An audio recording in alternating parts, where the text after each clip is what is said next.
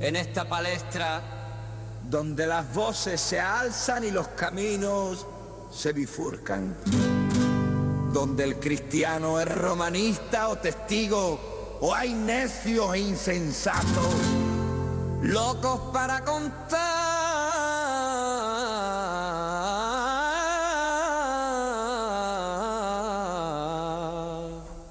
relatos.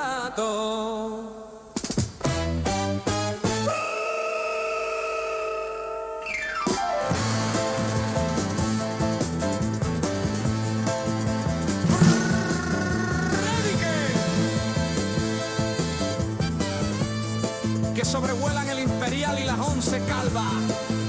Cuervo y campaneros blancos.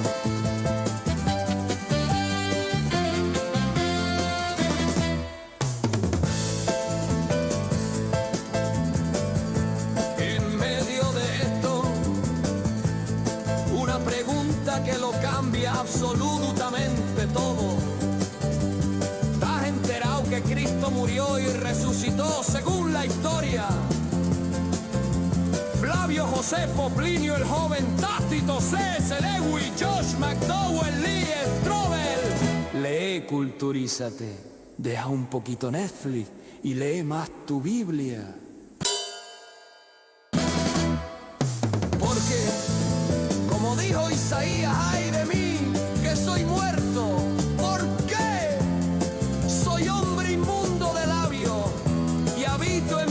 De pueblo que tiene labios inmundos, y he visto con mis ojos al Rey, el Señor de los ejércitos.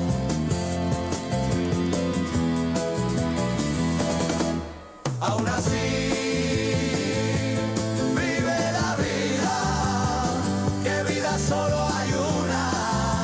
Sí, vive la vida, pero como que hay un juicio con Dios.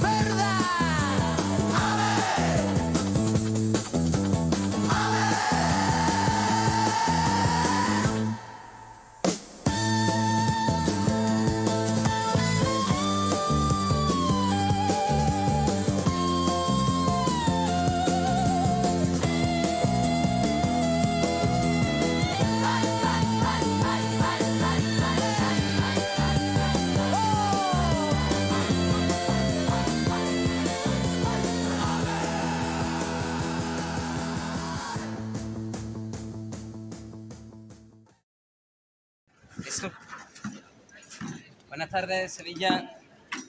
Continuamos otro día más hablando del Evangelio de la fe en Jesucristo. Y dice la palabra de Dios: pues habéis sido salvados por la gracia mediante la fe, y esto no viene de vosotros, sino que es un don de Dios. Tampoco viene de las obras, para que nadie se gloríe.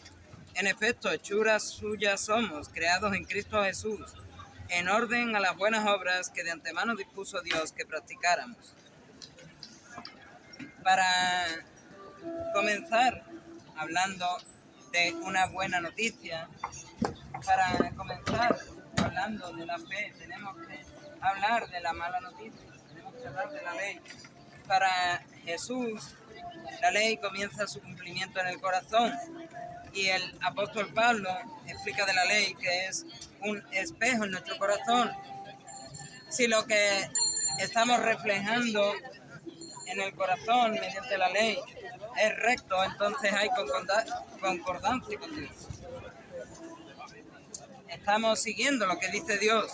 Si se ve maldad, estamos revelando nuestro pecado, y estaríamos hablando en esos términos en los que habló Santiago, que el que no obedece al Señor es como quien escucha la Biblia y no la pone en práctica, es aquel que se mira a un espejo y ve su rostro distorsionado, ve su imagen distorsionada. Jesús, de hecho, menciona en el Sermón del Monte en varias ocasiones: ¿habéis oído que se dijo a los antepasados? Pues yo os digo.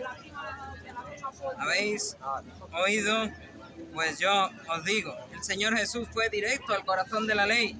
Él dijo, por poner algunos ejemplos: no matarás. Aquel que se encolerice contra su hermano, el que llame a su hermano imbécil, renegado, este será reo. Se compara el odio, se compara el insultar a otras personas.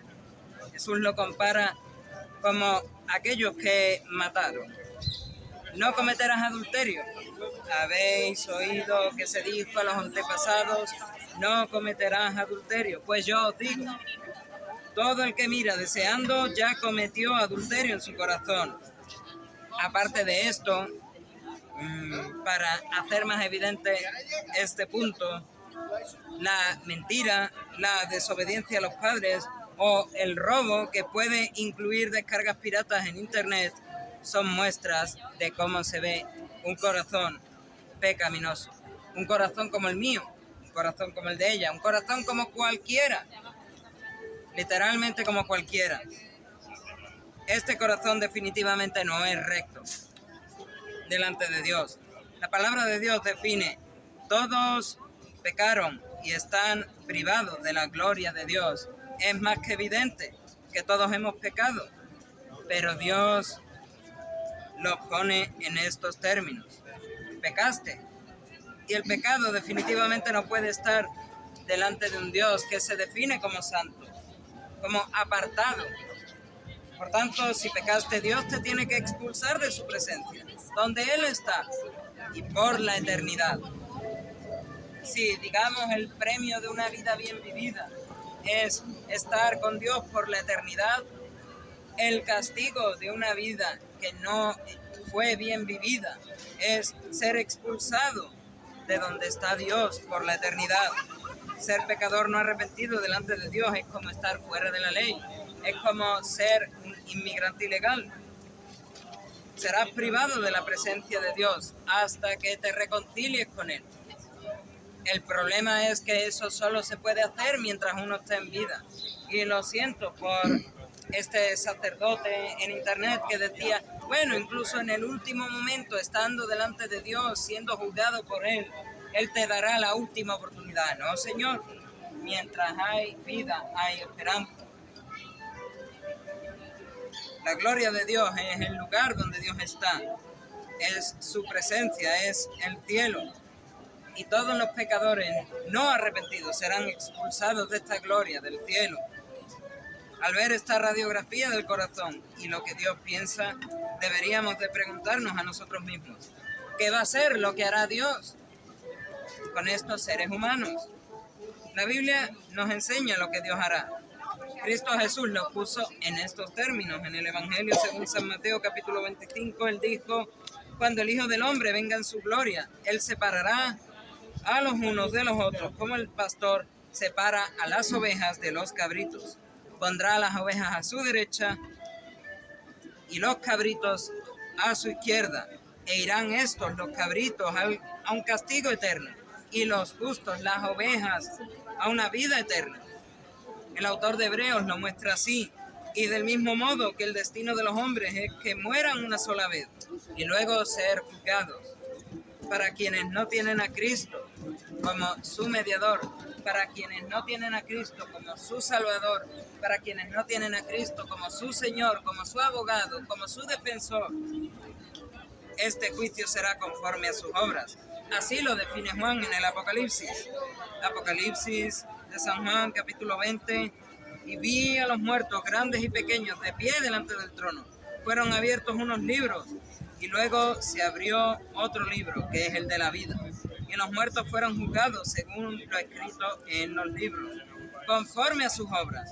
Y el mar devolvió los muertos que guardaba. La muerte y el Hades devolvieron los muertos que guardaba. Y cada uno fue juzgado según sus obras. Todo lo que estoy citando está en este libro, en la Biblia. Lo podría citar en cualquiera de las otras dos versiones que tengo en mi mochila. En este caso estoy usando esta, una versión católica, pero el mensaje es el mismo. Bendiciones, Y es hermano. que Adiós. la sentencia firme del pecador impenitente y que va al juicio de Dios es el infierno. El Señor nos definió cómo se vería esta decisión de Dios, el justo juez, cuando dijo en el Evangelio según San Juan capítulo 3 versículo 36, el que cree en el Hijo tiene la vida eterna. El que resiste al Hijo, otras traducciones dicen, el que no quiere creer en el Hijo, no verá la vida, sino que la ira de Dios permanece sobre él.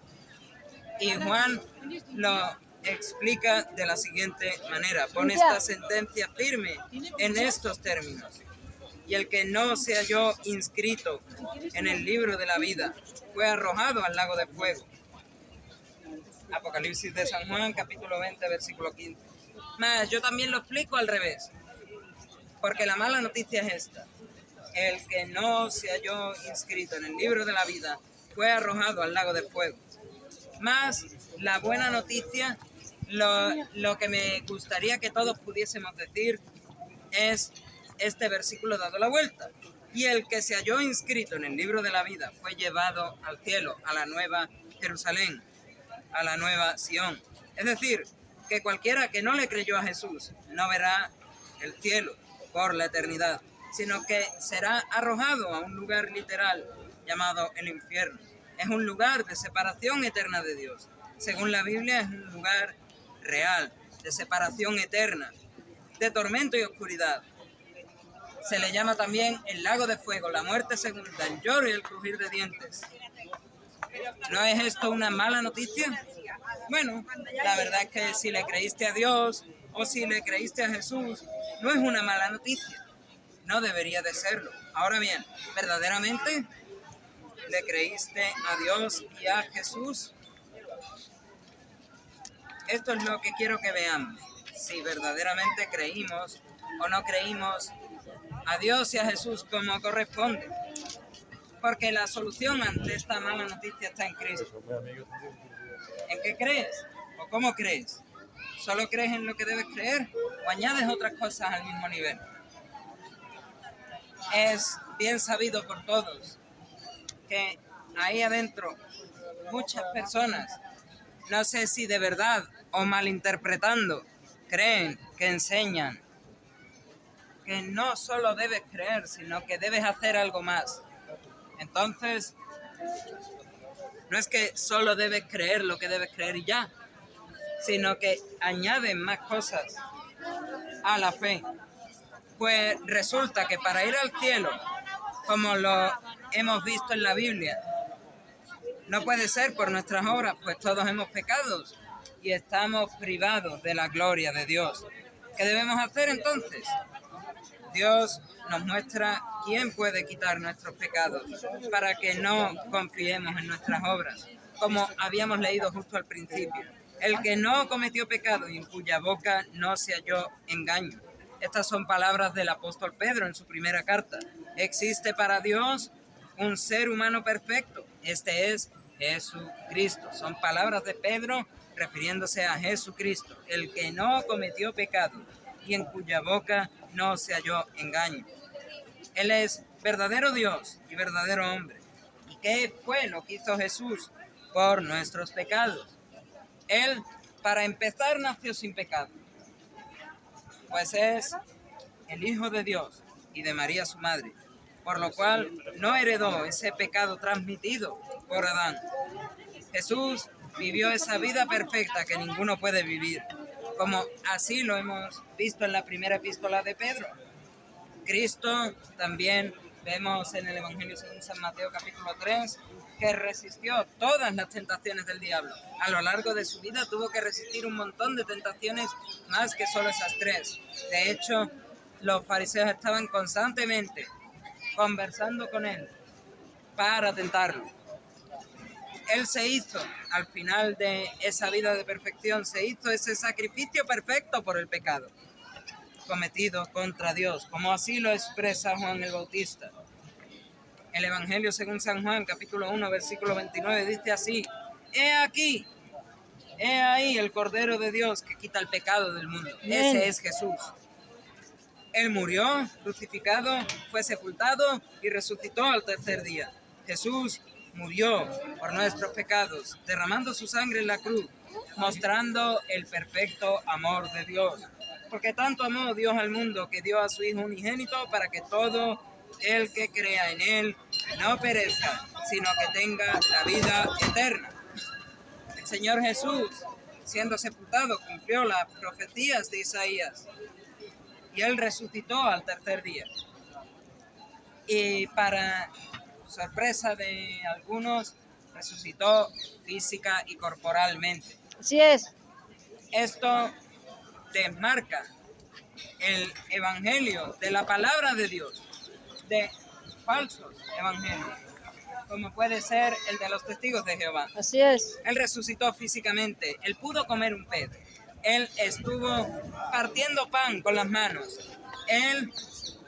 A él Tomás le vino y le dijo: Señor, déjame tocar las heridas de tus manos y la herida de la lanzada en el costado, y entonces creeré. Y tocó. No tocó algo que no fuese físico. Tú no puedes tocar, como tal, no puedes tocar el viento como si fuese algo físico. Tú puedes tocar esas partículas de oxígeno, de nitrógeno y demás componentes químicos que puede tener el aire, pero no puedes tocar el viento. Así es. Por eso Jesús resucitó corporalmente, entre otras cosas porque Tomás pudo tocar las heridas de sus manos. Es por eso que el cristiano tiene una de las pocas verdades absolutas. En un mundo de relativismo, la resurrección de Jesús corporal al tercer día es una verdad absoluta en esta tierra. Pues si Cristo no resucitó, dice el apóstol Pablo, tenemos un problema con el pecado y nuestra fe es sin sentido, es vana, es como el humo del cigarrillo. Amén. Su resurrección es la mayor de las esperanzas que muestra que Dios nos ve perfectos como Cristo y ha hecho las paces con nosotros. Tú hoy tienes que hacer las paces con Dios y la única manera es a través de Cristo. La única manera es aplicando lo que Cristo hizo en la cruz. Cristo indicó cómo su obra de la cruz se aplica al pecador. El tiempo se ha cumplido y el reino de Dios está cerca. Convertíos, arrepentidos, dicen otras traducciones, y creed en el Evangelio, en la buena nueva, para ser salvos y poder entrar al cielo. La fe es lo que salva, pero siempre acompañada de arrepentimientos. Sin fe, Dios no te puede abrir jamás la puerta del cielo. Imagina eso. Imagina la salvación como si fuese una puerta cerrada. La salvación es una puerta cerrada. Tengo aquí una llave. La fe es esa llave que abre la puerta. La fe es esa llave que abre la puerta. Pero esta fe verdadera siempre viene acompañada de arrepentimiento. ¿Ves por dónde estoy sujetando la llave? Esto se llama cabeza. Si tú no sujetas una llave por la cabeza, posiblemente no puedas abrir una puerta de ninguna manera, porque tienes que meter la llave hasta el fondo de la cerradura. Pues esto es la fe, una llave. El arrepentimiento es la cabeza, la fe es la llave. Y es la fe la que abre la puerta del cielo. La cabeza de la llave, el arrepentimiento, implica reconocer el pecado, sentir dolor por haber ofendido a Dios y decidir apartarse de esa vida, buscando caminar con Dios y pedirle perdón. la llave en su conjunto, el resto de la llave, la fe. Vamos a hablar ahora de la fe, nos vamos a centrar en la fe. La fe, dice el autor de Hebreos, es garantía de lo que se espera, es la prueba de lo que no se ve. Por ella fueron alabados nuestros mayores. ¿Es la fe entonces solo creer en tu mente? Santiago, medio hermano de Jesús, nos enseñó: ¿tú crees que hay un solo Dios? Haces bien. También los demonios creen y tiemblan. ¿Es mentira que Dios es uno? No, no es mentira. Y si solo valiese con creer en tu mente, entonces ¿por qué los demonios tiemblan? Los demonios saben que Dios es real. También saben que Cristo ha vencido, pero no aman a Dios, no aman a Jesús y tampoco confían en Él, ni se someten a Él. Por eso su conocimiento no los salva, sino que los condena. Entonces, la fe no es exclusivamente intelectual, no basta solo con lo que yo pienso con mi cabecita. Pablo enseñó a los Gálatas: porque siendo de Cristo Jesús, ni la circuncisión ni la incircuncisión tienen eficacia, sino la fe que actúa por la caridad. La fe que Jesús demanda no es solamente una fe intelectual, pero tampoco es lo que hacen muchas religiones. Muchas religiones ponen las obras al mismo nivel que la fe en su conjunto. La fe salva, por supuesto que salva.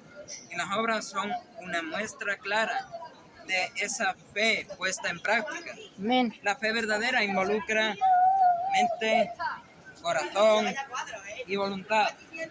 La fe tiene 3 dimensiones y estas son inseparables. Una dimensión intelectual, lo que uno piensa con su cabecita. Una dimensión volitiva, en lo que uno confía en su corazón.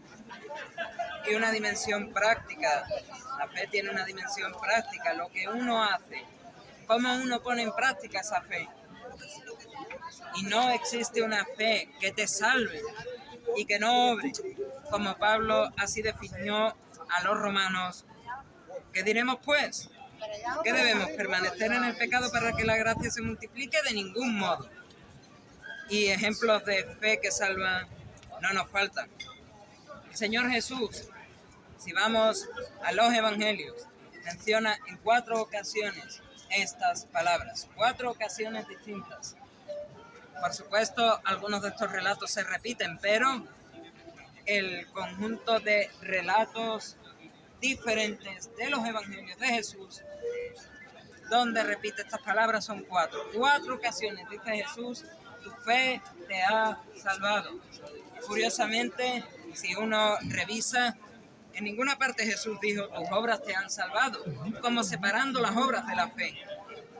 Cristo nunca separó las obras de la fe como algo añadido a la fe, como algo que es necesario para salvarse aparte de la fe. La mujer pecadora, primer ejemplo, mujer pecadora en la casa de Simón el fariseo. Como dijimos hace un mes o por ahí, había una mujer con fama de pecadora que oyó que Jesús iba a comer a casa de un fariseo de nombre Simón. Ella fue donde Jesús estaba comiendo y ungió al Señor con un perfume muy caro, lloró sobre sus pies y lo secó con su cabello. Y Jesús le dijo a esta mujer, primer ejemplo: tu fe te ha salvado, vete en paz. Jesús no solo reconoce su fe, sino que restaura su dignidad y su relación con Dios. Segundo ejemplo, la mujer de flujo de sangre. Milagrosamente esta mujer, si uno lee la historia en Marcos capítulo 5, por ejemplo, sobrevivió 12 largos años sangrando a causa de su menstruación. Fue de médico en médico buscando sanidad. Y cuando oyó de Jesús que pasaría a sanar a la hija de Jairo, un principal de la sinagoga, se dijo a sí misma: si tan solo tocase el borde de su manto, fue sanada. Entonces Jesús, extrañado por lo que había pasado, preguntó quién le había tocado, pues había salido poder de su manto, poder de él. A lo que los apóstoles le dijeron aproximadamente estas palabras: Esto está lleno de gente, esto está empetado. Y tú dices, ¿quién te ha tocado? Pero la mujer que no tenía permiso para estar cerca de otro se mostró como quien había tocado a Jesús. Y Jesús le dijo, hija, tu fe te ha salvado, vete en paz y queda curada de tu enfermedad. Segundo ejemplo. Jesús la llama hija para mostrar que su fe no solo trae sanidad física, sino restauración de su dignidad y su relación con Dios. Su fe es manifestada en la acción. Tercer ejemplo, el leproso que volvió. 10 leprosos entre las zonas de Samaria y Galilea se acercaron a Jesús buscando sanidad. ¿El que hizo? Id a los sacerdotes y mostraos. Mientras iban, fueron sanados. Solo uno de ellos regresó para darle las gracias al Señor Jesús. Él le preguntó por los otros. Y cuando dijo que solo él había vuelto, Jesús le dijo, levántate y vete. Tercer ejemplo, tu fe te ha salvado. Tercer ejemplo, el leproso que volvió, tu fe te ha salvado. Su fe se manifestó en gratitud y obediencia a Jesús. Cuarto y último ejemplo, el ciego Bartimeo. En Jericó, Cristo iba de camino a la ciudad. Un ciego oyó que Jesús iba a pasar por allí y éste insistió, Hijo de David, ten misericordia de mí. Este ciego, una vez pudo entablar una conversación con Jesús, le pidió sanidad de su ceguera, le pidió recobrar la vista y fue sanado. Y Jesús le dijo, cuarto ejemplo, vete, tu fe te ha salvado. 4 veces dice Jesús en los evangelios, 4 veces distintas, dice Jesús en los evangelios, tu fe te ha salvado, tu fe te ha salvado, tu fe te ha salvado, tu fe te ha salvado. Ni una sola vez dice, tus obras te han salvado, ni una sola vez separa las dos cosas. La fe activa de Bartimeo incluye perseverancia al suplicar por sanidad, ya que varios intentaban que éste se callara y él siguió insistiendo. La fe salvó a estos personajes, la fe completa salvó a estos personajes y la muestra fue su sanidad. La evidencia de que fueron salvados fue su sanidad, como el paralítico que bajaron en una camilla abriendo el techo. Te perdono tus pecados. Y los fariseos decían, ¿quién? Si no solo Dios puede perdonar los pecados. ¿Creéis que esto es imposible? Jesús le dijo, venga, levántate. Levántate y anda. Y andó. Esta fe completa no solo le salvó, sino que se mostró a través de su sanidad. Como otro de los ejemplos, el cojo que sanó Pablo en la ciudad de Listra. Hechos de los Apóstoles, capítulo 14, versículos 9 al 10. Este escuchaba a Pablo que hablaba. Pablo fijó en él su mirada y viendo que tenía fe para ser curado, le dijo con fuerte voz, ponte derecho sobre tus pies. Y caminó. La fe que sanó a estos personajes estaba completamente puesta en Dios. Jesús concluye diciéndonos, no todo el que me diga, Señor, Señor, entrará en el reino de los cielos, sino el que haga la voluntad de mi Padre que está en los cielos. Estos relatos muestran cómo esa fe salvadora se evidencia en acción, en obediencia y en confianza plena en Dios, no en palabras vacías, no en un yo creo en Dios, como hace muchos. Concluyo. Hemos empezado citando este pasaje de Efesios, capítulo 2, y también hemos citado este pasaje de Santiago, capítulo 2, curiosamente también. Y es que sola gratia o solo la gracia y sola fide o solo la fide en Efesios capítulo 2 no es un cheque en blanco para vivir en libertinaje como veíamos en Romanos. ni tampoco es un cheque en blanco en Santiago capítulo 2 para creer que llegaste a hacer lo suficiente como para enorgullecerte por cuánto te esforzaste o por cuánto pudiste hacer por el Señor. No somos, quédate esto en tu cabeza, no somos salvados por las obras. La fe y solo la fe salva. Amén. Pero no salva porque produce obras porque salva. Por ello mi llamado es que creas bien hoy, cree bien hoy, cree bien hoy. No creas solo intelectualmente y confiadamente como los demonios que saben que Dios no existe y confían plenamente que Dios ya ha escrito su futuro, que ellos irán al infierno, sino que tu fe debe de estar puesta en práctica. Esa fe puesta en práctica debe de mostrar que creíste. No como que las obras salvan, sino que la fe sola salva y que esta fe produce obras, porque salva. Como Juan el Bautista dijo a los fariseos en su bautismo, mostrad frutos dignos de arrepentimiento. Creed bien, tened una fe completa y recibiréis la salvación, recibiréis el cielo por la eternidad. Y allí le podéis dar a Dios toda la gloria y toda la alabanza y todo el honor que solo Él merece. A Él sea la gloria.